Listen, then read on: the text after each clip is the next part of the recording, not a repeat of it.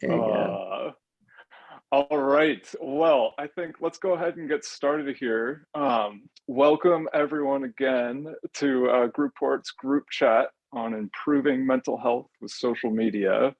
I mean, we've all heard about the many ways that social media is harming our mental health, but today we'd like to talk a little bit more about how we can actually leverage it to improve our well-being. Just a heads up, we are recording this today, so if you'd like to revisit anything that was said or share it with a friend, keep an eye out for an email after this that will have all the clips and recordings, as well as some more information on how we can help you out. And please feel free to drop any questions in the Q&A portion at the bottom of this. We'll save the last 15 minutes for question time here. So we've got these three great guests with us today. They're going to help us break down what healthy social media engagement may look like, how to use social platforms to combat loneliness, as well as practical tips that we can all implement today. Without further ado, let me introduce our guest here. We've got Dr. Ali, who's a mental health and relationship expert, a television personality, and founder of the Do Consulting Group. She helps clients, couples, and corporations authentically align with themselves and their brands by using a blend of neuroscience and creativity.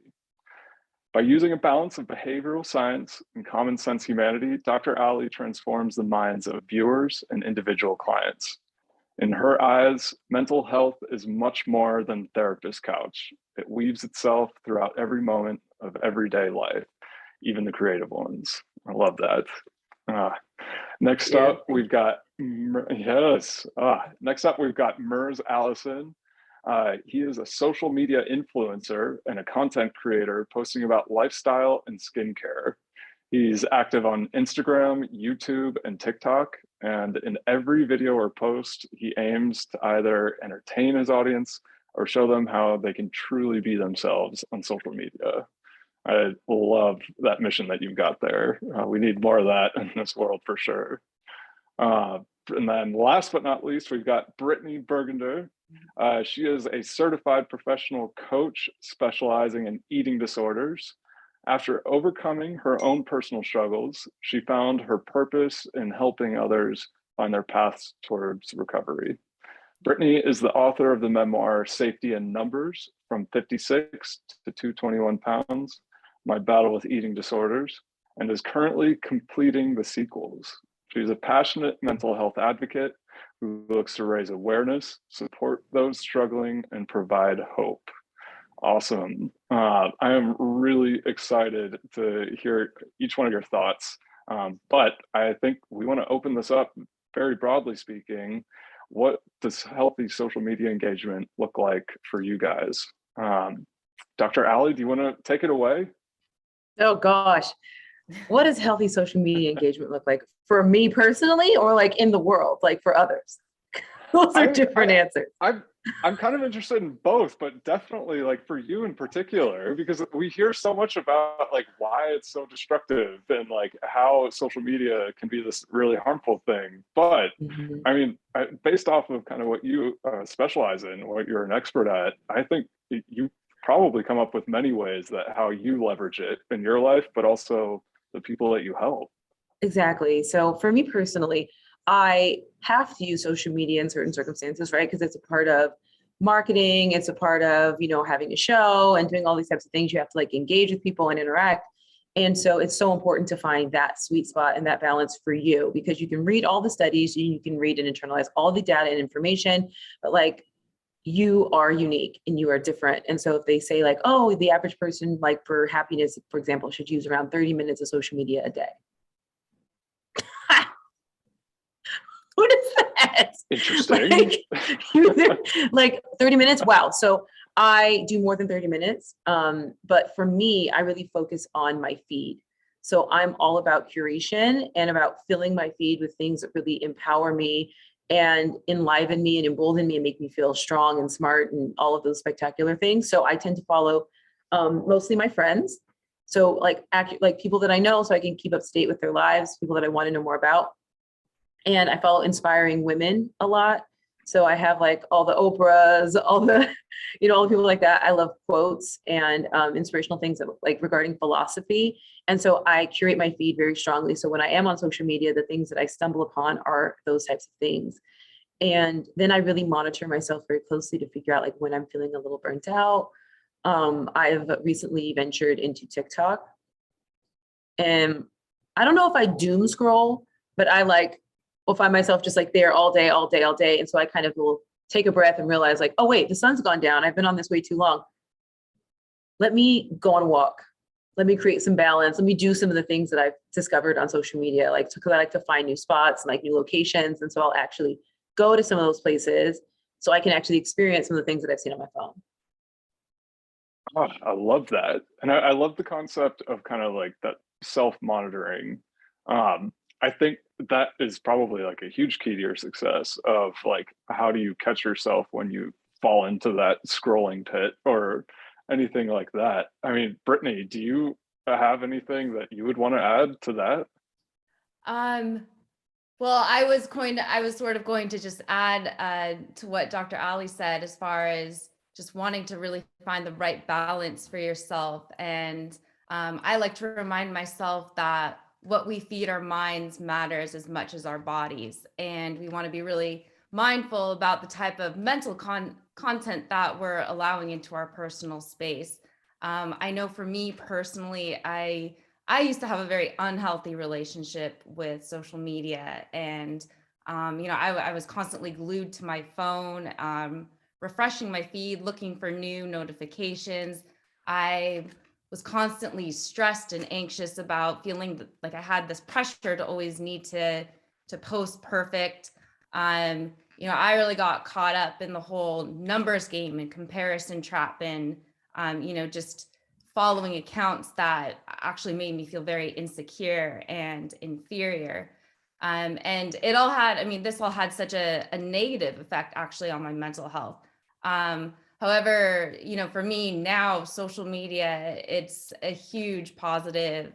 It has a very positive effect. But, what I had to do is really be proactive about reorganizing my platforms in a way that I felt good about using them. I had to unfollow the accounts that didn't make me feel good, and sort of like what Dr. Ali was talking about, instead find accounts and people that did make me feel good and made me feel supported. I had to remind myself that I feel better when I post content that's authentic to me, even if it gets less likes. Which is always a tough one, because we want to be liked on social media, that peer pressure. But I really had to take back control and ownership of my media accounts and tailor them to fit my life instead of the other way around. Love that. And I think taking control is got to be a huge mission to do for yourself. And I mean, Mers, I don't know, I don't want to derail the conversation too much here, but I think one of the things that you brought up is that you love to help people show how they can be themselves on social media, and like kind of taking that control to be that authentic version of yourself. Like, do you have any tips that you could offer on how you do that for yourself, but also how other people could do that? Yeah, so I would say it's definitely like a journey. It's nothing like you can just build overnight and be like, that's just truly me. Because I think whenever we are posting anything on social media, as much as we say that's just us, it's part of us. It's like one side of the coin that like you want to share. It's only what you want to share. You are the one pressing that post button. Like it's all about like discovering to see what is true for you. Because I think what happens is that like it's so different to be posting on social media as a normal person. And I'm not saying this in like a wrong way. It's like just being a regular person, posting about your friends, going out, something very casual, or some event that just happened in your life, versus being a creator, posting about a brand deal, posting about something important for you, or I don't know, just posting about something fun that you did. But as a creator, it's so different. and people see that so differently. And you have to also put that in your mind so differently. It's just because when I first started, honestly, because I was just out of college when I was not like starting social media, but like starting social media as a career. And I wasn't sure what I was doing. And I was thinking, oh, maybe this is something I like because people like it too. I should like it too. Like I convinced myself that I like it too. And I think that's the thing that we sometimes forget about it, that like we are like, oh, if it gets likes, that means that's me as well. Hence, I will keep posting about it. That's also me. But we are realizing that like, oh, there's more to it. It's like, because over time, I think in the beginning, likes mean something. It puts your ego and like, you're like, oh, I like it. I feel fulfilled. Over time, maybe that 100 likes used to make you happy. Now 300 likes makes you happy. Now that gets to 1K or more, then over time, it just doesn't mean anything to you. It feels so lonely. It doesn't feel like it accomplished anything for you or for yourself. And I think that's the time when I realized like, I don't know what am I even putting out there anymore, because I was like, maybe it was about other people at first. Now I just realized it has to be about me as well, because there's a future generation that's also looking at me, following me, because I realized that when I was looking at my demographic and there were so many people who were like 15 to 17, also 18 to 24, and now I am 26. It's like, I'm looking back, I'm like, I want to make some impact to those people. I don't want them to go through the same experience that I went through to understand who I want to be. And I think that's like a very like evolving journey for yourself to find it. But I think more you find out to see what you like for yourself, less you care about how many likes it's going to get for you. It's just like a very complicated journey, honestly. It's almost like, I would say, part of growing up and understanding it, because I feel like when I first started using social media, I was like 15, 16, starting with like Snapchat and everything. It was just fun. And I never thought it was like career. Like it was like, it's fun. And that's why I was keep doing it for Instagram and everything. But over time, I'm just like, wait, I can make money, but I don't know how I can make it money myself, but also be myself on social media. It's so crazy. So that like, I realized over time that like, oh, these are the things I like. These are the things people don't like. Then you have to kind of make a balance to it, combine it into one thing. That is so interesting. And I mean, I think especially the idea of getting almost like a tolerance to likes. Like you said that you needed like a bigger hit of likes every single time. It's like you reached 100, but then you needed 200, then 300. And it's almost like a drug in that sense. And I mean, it's also interesting to think about like, okay, how do I separate myself and like my core self from this like persona that I am online, in order to like have some sense of separation, that just because someone doesn't like this or that they do like this doesn't necessarily reflect 100% on me. And you have like some sense of self in all of that.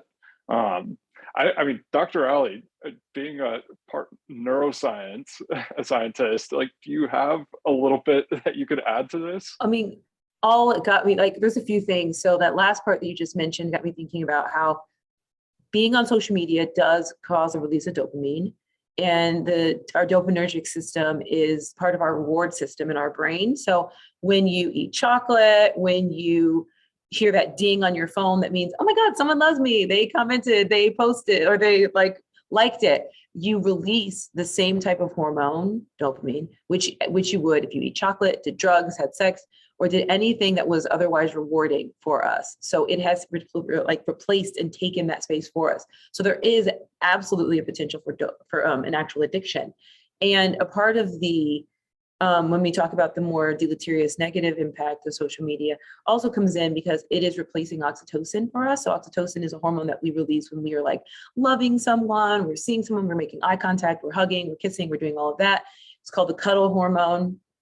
Mothers release it when they breastfeed and stuff like that. And so that's something that we need when we have social interaction. And when we are interacting socially on social media, we don't release that.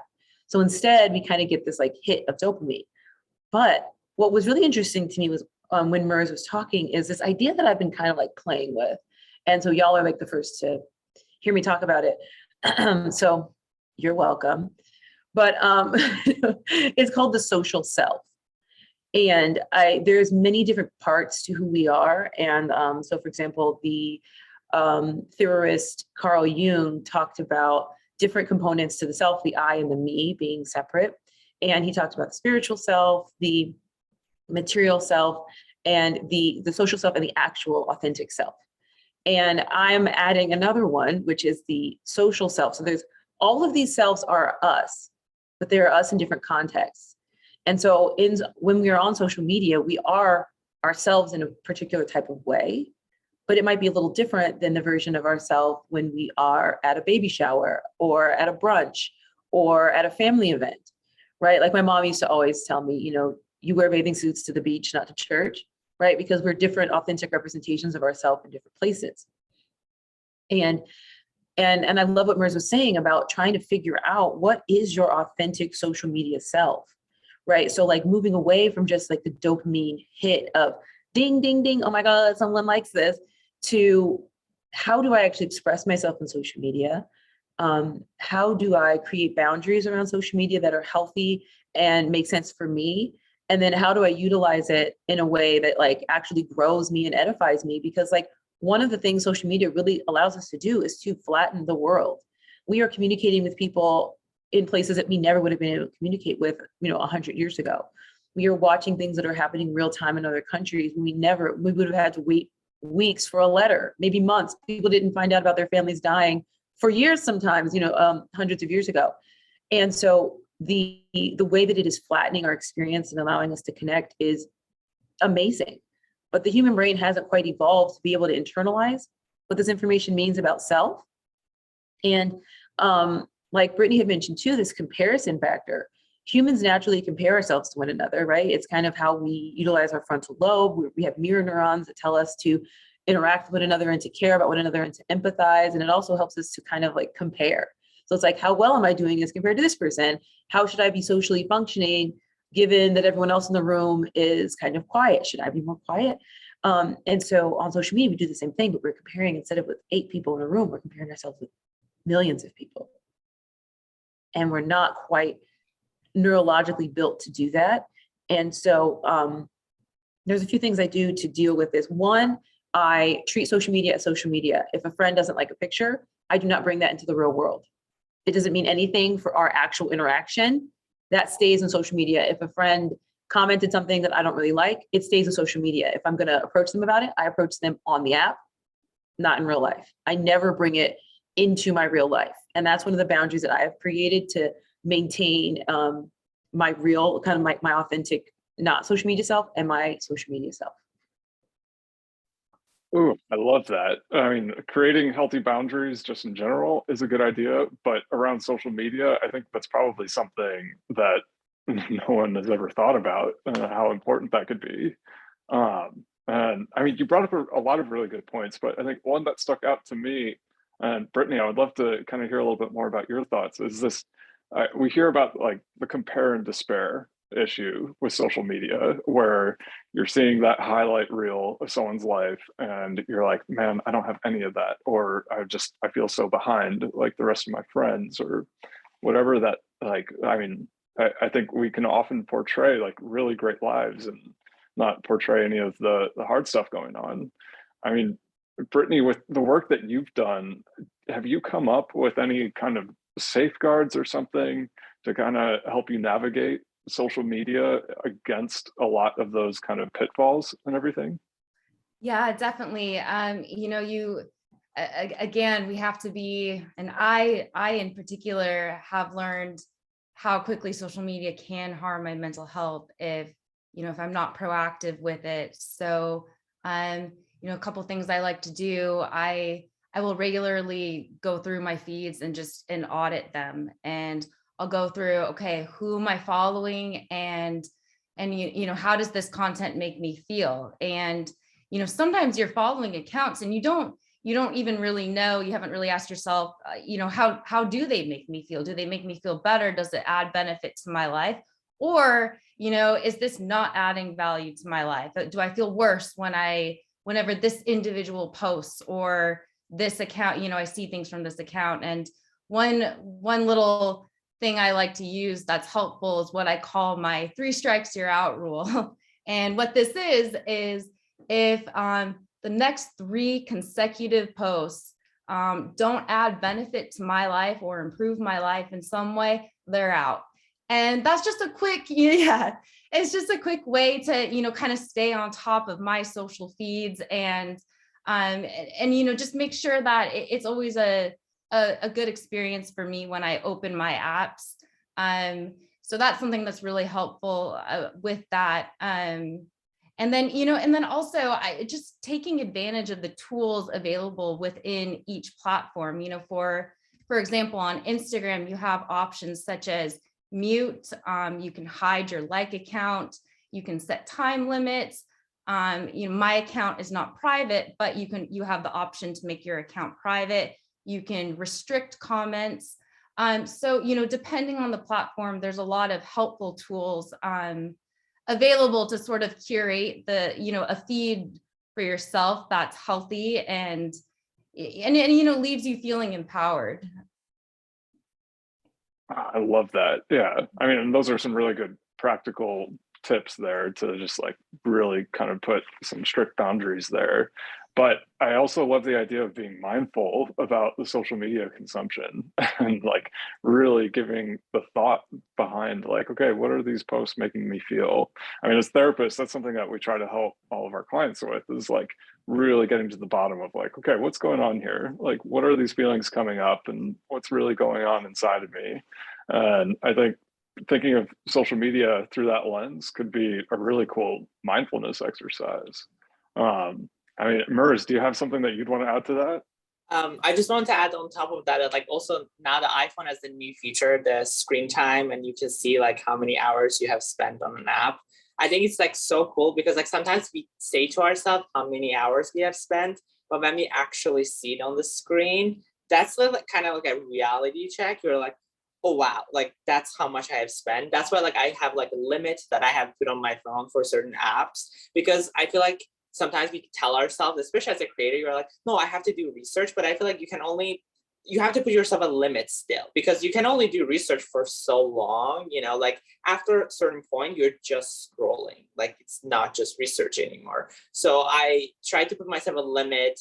And so I can just be like 1 hour, I have to shoot some TikToks, that's it. Like I'm done, like I'm not doing any more, because I feel like more you do it and less you feel more productive about your day and everything. So I feel like it gives you some sort of a structure on how you can use the social media for your better self. Absolutely. Yeah. And I think that is another really great point. And something that so few of us, I bet, actually do is putting those limits. And it goes back to boundaries in a way of how do we kind of build these boundaries around all of this.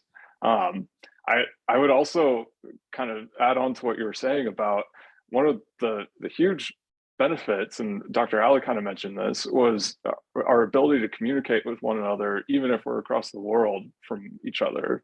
And I think that has been a huge like service for us during the pandemic, when we all had to isolate and go into lockdowns and everything, and staying in touch with one another. And I've seen research on how active communication on any form of social media versus just passive consumption of scrolling can be a huge success factor for how well social media use kind of plays out in our lives. I mean, Dr. Ali, I don't know if you have any other kind of research that you've come across, but do you know of kind of other key kind of ways that people have used social media to combat loneliness instead of increasing it?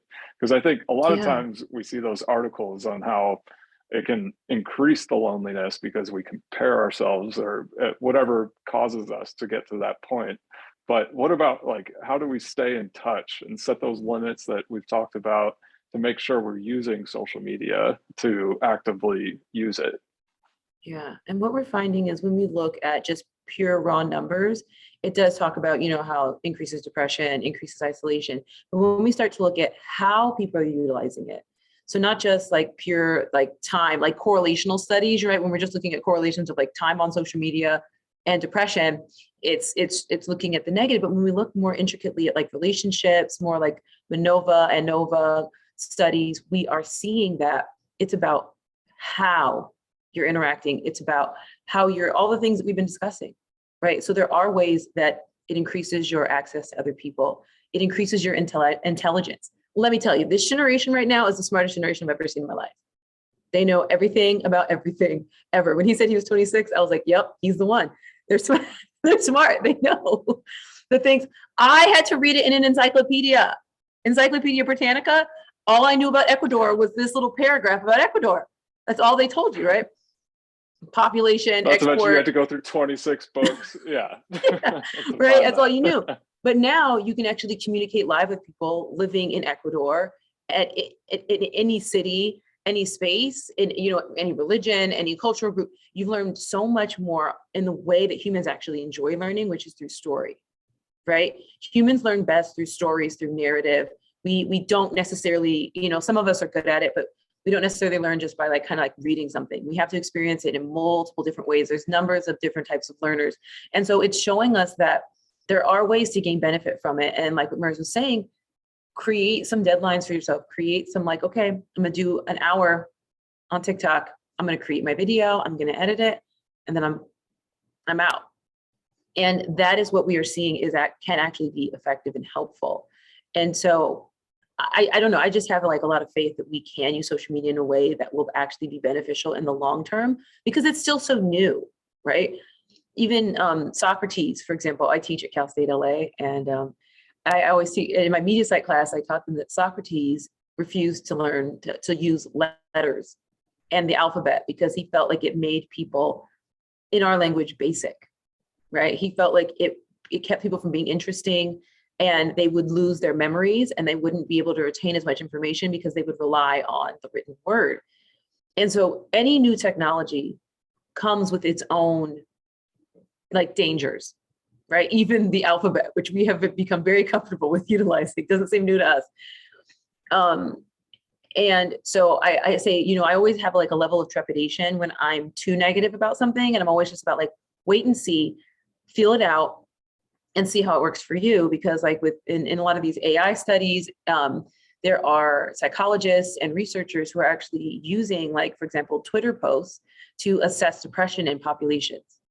So they are using these like linguistic systems to analyze the linguistic patterns of massive amounts of people so they can get an idea of like, what are we actually seeing? Because one of the issues that we have in research is self-report measures, right? They're great, but people don't always have a really great and accurate perspective on what it is they're feeling or they're experiencing. And they might kind of, then there's like the effect where they're trying to just make the researcher kind of happy. So they're answering the way that they feel like they should answer. And so actually diving into linguistic patterns in tweets or maybe like some content and videos is one way that researchers are actually learning more about humanity and more about the way that our true mental health is. So there are lots of positives when it comes down to social media and research.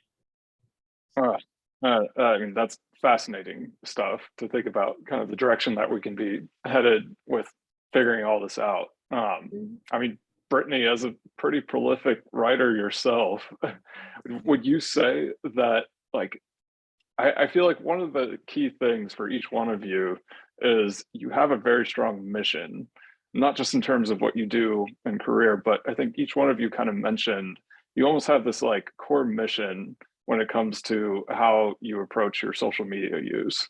And I'm just curious, Brittany, like with the writing that you've done and like what we've talked about with like being more mindful and building those boundaries and things like that, is that something that you feel like you've actively had to incorporate into kind of how you approach social media, or is that something kind of that you still have to be a little on top of? As far as writing what I choose to share? Yeah. And then, I mean, with your books and everything too, because I'd love to hear more about that. Well, I definitely, I think social media has been a great outlet for me to, speaking again, sort of on loneliness and ways that it can improve that. You know, a large part of my own recovery and healing from an eating disorder was realizing that I was not alone. And one of the ways that social media was a huge factor in allowing me to use my writing and to slowly start opening up to a few people and then even strangers.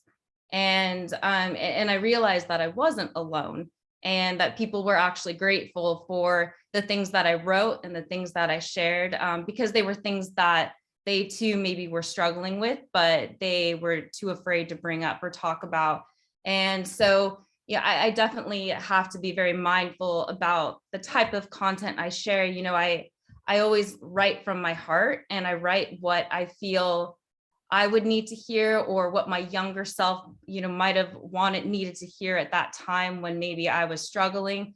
However, with that in mind, you know, you do want to be mindful about, you know, about your audience and who's receiving the information you share. You know, you do have a responsibility to, you know, to make sure that you're setting a good example as well.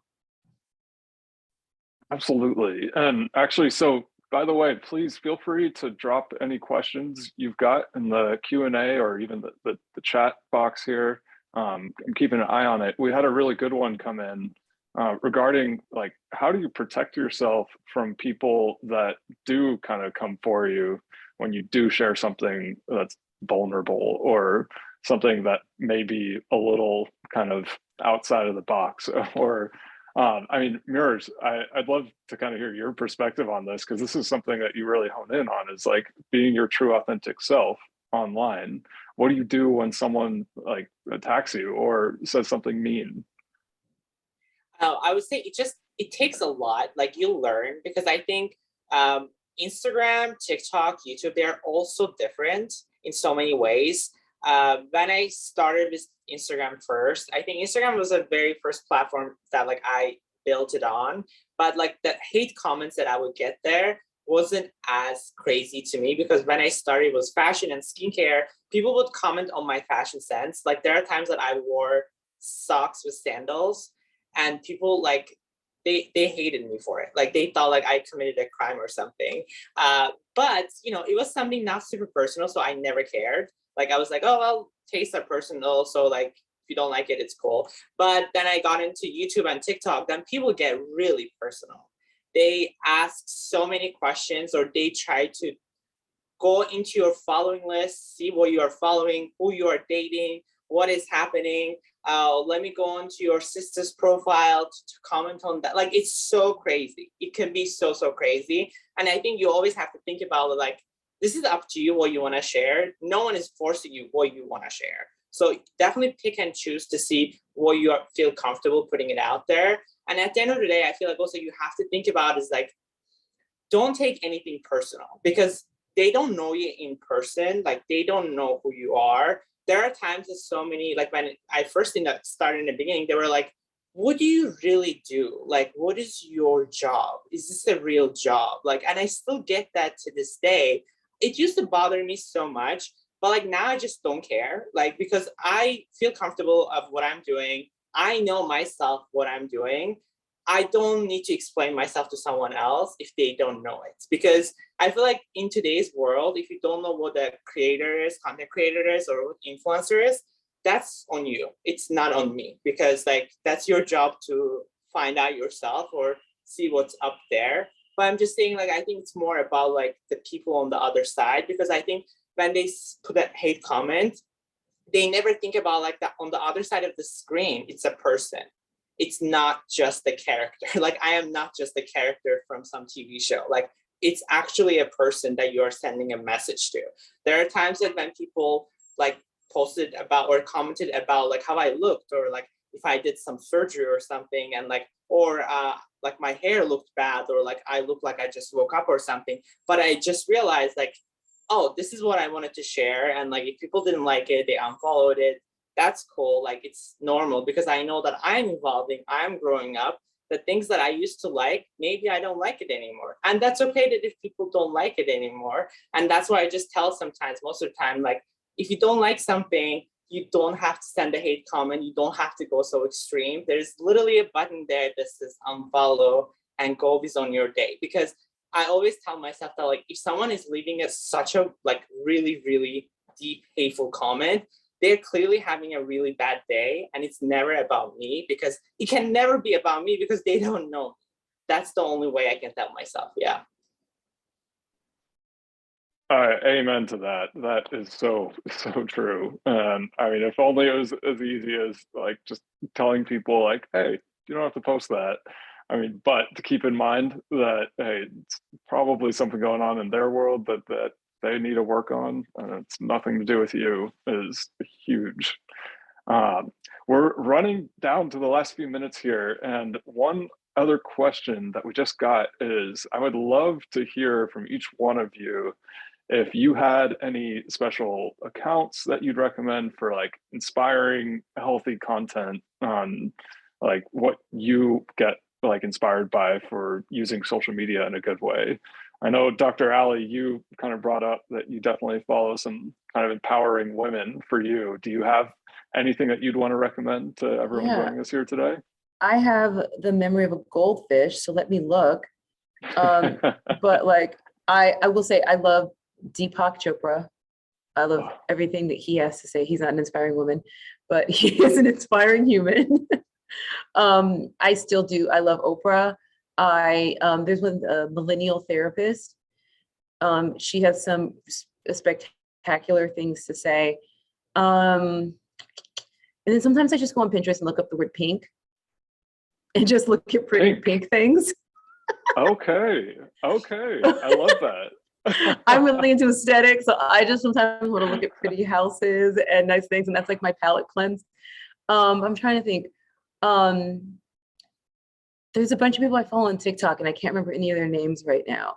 But basically, I just search for things that are interesting to me. I love spirituality and connectedness, and I love history and knowledge and philosophy. So I just like look that up and start following like philosophy accounts and stuff like that. I love that. Mers, what about you? So there's this account I still follow. I love them, absolutely. It's called We Are Not Really Strangers. It's on Instagram, also on TikTok. They also have a card game called We Are Not Really Strangers. They also partner with Urban Outfitters and also Pakistan for the collection. It's really cool Instagram account and TikTok, but it's all about like bringing you down to earth and think about how you feel for the moment.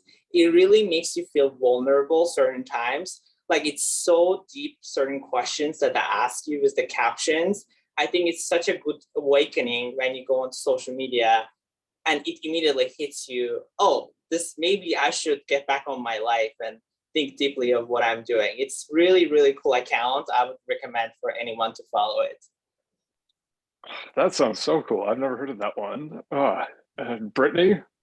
Yeah, on Instagram, a few of my favorites are probably Danae Mercer, and she shares great content, just really showing how the media can manipulate lighting and bodies. And so she can show you how influencers pose to get the perfect shot, but then she'll show you, okay, this is how they got it. It's all the lighting, it's these tips and tricks, and it's not really real. So she kind of exposes the reality of that. I also love following Alex L. She always seems to just write the perfect words, or just whatever my heart needs to feel. She always reminds me I'm not alone in my feelings. Lisa Bilyeu always leaves me feeling empowered, just like I can go conquer the world. And then I also really love following the holistic psychologist. She's got some really great content, really, it really makes me think about myself, about the world. I could spend forever on her accounts, speaking of needing time limits. So those are probably a few of my favorites. Oh, she is brilliant. Absolutely. Well, I cannot believe how fast this flew by, but thank you guys so much again for joining us here today. We're going to be uploading this discussion to YouTube and sending it out on email just in case you missed it. And we'll also have some links for our panelists, and you can learn more about what they do and follow them as well. And just as a reminder, help is available for mental health support through group therapy for Grouport. Please come to grouporttherapy.com and we can help you find a group that could work well for you, as well as resources. So thank you again for joining us for this group chat. We're going to be having another one next week, so we hope you can join us for that, and many more to come to the calendar soon. Thank you all, and that we hope that you stay safe and enjoy the rest of your day. All right, thank you guys. Bye now.